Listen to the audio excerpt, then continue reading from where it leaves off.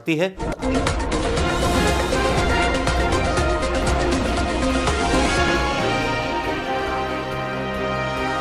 दोस्तों good morning, मैं मनोज कुमार शर्मा आपके बीच में एक बार फिर लेकर के एक ऐसा एनालिसिस जिसने शायद अभी तक आपकी आंखें नहीं खोली हैं, लेकिन शायद भारतीय जनता पार्टी की आंखें खुल चुकी हैं। जी हां, गोदी मीडिया की आंखें नहीं खुली हैं, लेकिन सोशल मीडिया की आंखें खुल चुकी हैं। जो सच्चाई अभी तक किसी को नहीं दिखाई गई, लेकिन वो सच्चाई अब समझ में आने लगी है। जी हां, मैं बात कर रहा हूं संसद भवन में आज चले एक ड्रामे की, मतलब कल चले हुए एक ड्रामे की। वो ड्रामा कहूं या सच्चाई कहूं या वो कहूं जो हकीकत उतार रहा था, चिक्कल उतार रहा था, बक्कल उधाड़ रहा था, बक्कल उधेड़ रहा था मोदी सरकार की। और बक्कल कुछ इस तरह से उधेड़े गए जिसमें मोदी सरकार को उल्हाना का सामना करना पड़ा, बेइज्जती का सामना करना पड़ा, और उस 56 इंची को 56 सेंटीमीटर का बनना पड़ा उस राहुल गांधी के सामने, जिस राहुल गांधी का कभी वो मजाक उड़ाया करते थे। यह तो दोस्तों आपको पता है कि जब राहुल गांधी ने बहुत पहले सरकार को आगाह करने की कोशिश की, कभी राहुल गांधी ने यह भी बोला कि आप ले लीजिए इसका क्रेडिट, लेकिन ऐसा मत कीजिए, कांग्रेस को चुनाव नहीं जीतना है, लेकिन आप ये काम तो कीजिए। करुणा के बारे में भविष्यवाणी हो या भविष्यवाणी हो, जीएसटी के बारे में, नोटबंदी के बारे में, और जो इंपैक्ट आएंगे उसके बारे में भी राहुल गांधी ने भारतीय जनता पार्टी की इस सरकार को चेताया था। लेकिन जहे नसीब, होता क्या है कि कुछ अज्ञानी लोग जो हैं, मतलब जिद्दी होते हैं, वो किसी दूसरे की बात सुनने को तैयार नहीं होते।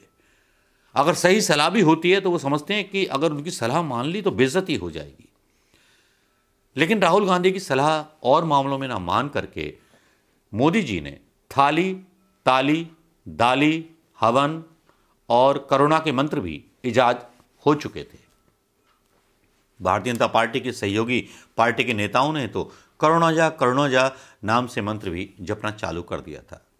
लेकिन हकीकत जब नजर आती है, जब सोशल मीडिया पर किसानों के बारे में एक संवेदनशील नेता राहुल गांधी का एक बयान आता है, जो बयान सरकार के कुर्ते को भी फाड़ देता है, सरकार की पगड़ी को भी नीचे गिरा देता है, सरकार के मान सम्मान को अपने किसानों के पैरों तले उछाल देता है, उन मौतों पर सवाल उठा देता है जो मौतें हुई। और बयान में वो जिक्र करते हैं, ये कह के नहीं जिक्र करते राहुल गांधी कि आप दीजिए, वो पहले पंजाब का एक उदाहरण देते हैं कि हमने पंजाब के किसानों को, हमारी सरकार ने वहां इतने लोगों को इतने पैसे दिए, इतने लोगों को नौकरी दी। एक सदा हुआ बयान, एक कुशल राजनीतिज्ञ की तरह शून्य काल में उठाया गया उनका ये प्रश्न राहुल गांधी का एक बहुत बड़ा जूता मोदी सरकार के सिर पर साबित हुआ। बयान क्या था राहुल गांधी का, ये सुन लीजिए, उसके बाद और चर्चा हम करते हैं। ये बयान सुन लीजिए। Speaker sir, thank you for giving me this opportunity. जैसे पूरा देश जानता है, किसान आंदोलन में तकरीबन 700 किसान शहीद हुए। प्रधानमंत्री जी ने कहा देश से और देश के किसानों से माफी मांगी, और उन्होंने कहा, एक्सेप्ट किया कि उन्होंने गलती की है। 30 नवंबर को एग्रीकल्चर मिनिस्टर से सवाल पूछा गया था कि किसान आंदोलन में कितने किसान शहीद हुए। एग्रीकल्चर मिनिस्टर ने कहा कि उनके पास कोई डेटा नहीं है। हमने पता लगाया, पंजाब की सरकार ने तकरीबन 400 किसानों को कॉम्पेंसेशन दिया है 5 लाख रुपए का, और उनमें से 152 किसानों को रोजगार दिया है। ये लिस्ट मेरे पास है, ये मैं हाउस पे टेबल पे लेकर दूंगा। एक और लिस्ट हमने बनाई है 70 किसानों की जो हरियाणा के हैं, वो भी मैं हाउस पे लेकर दूंगा। तो ये जो प्रधानमंत्री ने माफी मांगी है और जो आपकी सरकार कह रही है कि ये कोई भी किसान शहीद नहीं हुआ है या उनके नाम आपके पास नहीं है, तो ये नाम यहां है। और मैं चाहता हूं, ये देख लीजिए, मैं चाहता हूं कि जो इनका हक है और जो प्रधानमंत्री ने कहा है, जो माफी मांगी है, उनका हक पूरा होना चाहिए और उनको कॉम्पेंसेशन और रोजगार मिलना चाहिए। धन्यवाद। धन्यवाद। श्री यह बयान आपने सुन लिया होगा दोस्तों। इस बयान के बाद लोगों ने कहना शुरू कर दिया, इससे होगा क्या, क्या फायदा, राहुल गांधी ने ट्वीट कर दिया बस। कुछ लोग तो ये भी बोलने लगे हैं राहुल गांधी जमीन पर नहीं दिखाई देते। जमीन पर कहां से दिखाई दें? करुणा के नाम पर राहुल गांधी को जमीन पर निकलने कहां दिया जाता है? हाथरस जाते हैं तो पुलिस द्वारा पीटे जाते हैं, धक्का दिया जाता है। प्रियंका गांधी जाती हैं तो अरेस्ट कर ली जाती हैं। तो कांग्रेस निकले तो निकले कहां? सवाल करने वाले कम से कम इसका जवाब तो दे दें कम से कम।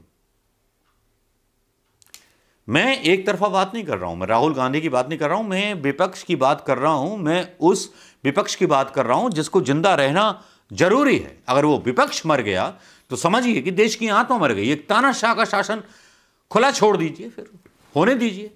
लेकिन आज वो तानाशाह भी, खबरें आई अचानक से राहुल गांधी की मांग के बाद कि प्रधानमंत्री मोदी ने वो राहुल गांधी के द्वारा जो रखी हुई मांगें थीं वो मान ली।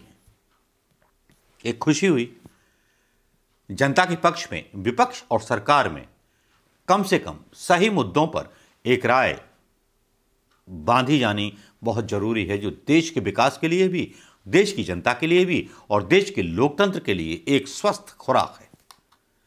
प्रधानमंत्री मन की बात करते थे, लेकिन प्रधानमंत्री मोदी ने हमेशा सर्जिकल स्ट्राइक में रात के अंधेरे में मरे हुए पाकिस्तानी सैनिकों की गिनती करा ली, लेकिन किसानों ने आत्महत्या की उसका कोई डेटा सरकार के पास नहीं था। राहुल गांधी ने इसी को लेकर के तंज कसा कि आपके पास डेटा नहीं है, डेटा हम देते हैं, डेटा आपको हमने दे दिया है, अब आप इनकी सहायता कर दीजिए। अब देखना यह है कि जल्दबाजी में जो खबर आई है वो सच्ची है कि झूठी है, कि प्रधानमंत्री मोदी जी की नीयत कितनी अच्छी है। हालांकि प्रधानमंत्री मोदी जी की भीड़ में जो रैलियां हो रही हैं उसमें कम आती भीड़ जो है भारतीय जनता पार्टी के माथे पर चिंता की लकीरें डाल रही हैं। दारू देने के बाद, पैसे देने के बाद भी लोग आकर्षित नहीं हो रहे। लोगों का आकर्षण प्रियंका गांधी की तरफ ज़्यादा बढ़ गया है, जहां पर अब खास तौर पर महिलाओं का, क्योंकि महिलाएं इस बार उत्तर प्रदेश के अंदर चुनावों का रिजल्ट बदल देंगी। ऐसी अनुमान जो है सोशल मीडिया के राजनीतिक पंडित, जो मतलब नकली पंडित कह लो या असली पंडित कह लो, लगा रहे हैं। अब हम क्या उनका मतलब दाढ़ी खींच लें? हैं? वसीम रिजवी जैसे व्यक्ति धर्म परिवर्तन कर लेता है उसको नेशनल टीवी चैनल पर चलाया जाता है, सोशल मीडिया पर एक सब्जेक्ट बना लिया जाता है। नागालैंड में लोग मारे जाते हैं, आम बेकसूर लोग मारे जाते हैं, वो राष्ट्रीय इशू नहीं बनता, क्योंकि नागालैंड जो है देश के बाहर है और वसीम रिजवी जो है भारतीय जनता पार्टी का नेता है। नरसिंहानंद जो है देश का राष्ट्रपति। चलिए इस बारे में फिर कभी बहस होगी दोस्तों, और आपसे वार्तालाप भी होगा। लेकिन इस वीडियो के बारे में जो राहुल गांधी ने कहा वो मोदी ने माना, और 56 इंची का सीना पहली बार झुके झुके से महसूस नजर आ रहे हैं। जो खबरें मेरे पास आई हैं कि राहुल गांधी की मांगें मान ली गई हैं मोदी जी के द्वारा, तो लगता है कि हार का डर ज़्यादा सता रहा है प्रधानमंत्री मोदी जी को। नमस्कार, जय हिंद दोस्तों।